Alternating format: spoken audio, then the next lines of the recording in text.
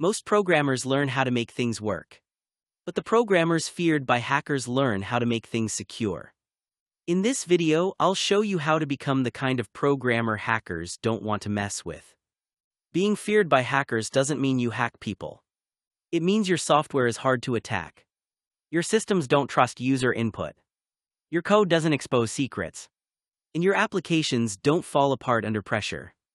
Hackers don't break advanced systems first, they break bad basics.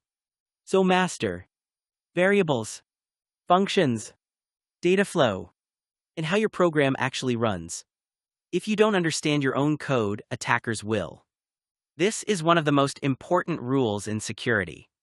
Never trust user input. Not forms. Not URLs. Not files. Not even your own front end. Always validate. Always sanitize. Always assume input is trying to break your app. To defend against hackers, you must understand how attacks happen. Learn about common vulnerabilities, authentication mistakes, and insecure data handling. Not to exploit but to prevent. The best defenders think like attackers. Defensive programmers assume failure. They check for errors. They handle unexpected states. They log important events. Every check you add is one less opening for an attacker. Security is not an extra feature.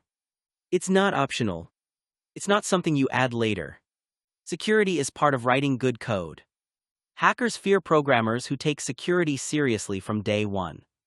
If you want to be feared by hackers, don't chase shortcuts. Write clean code. Think defensively.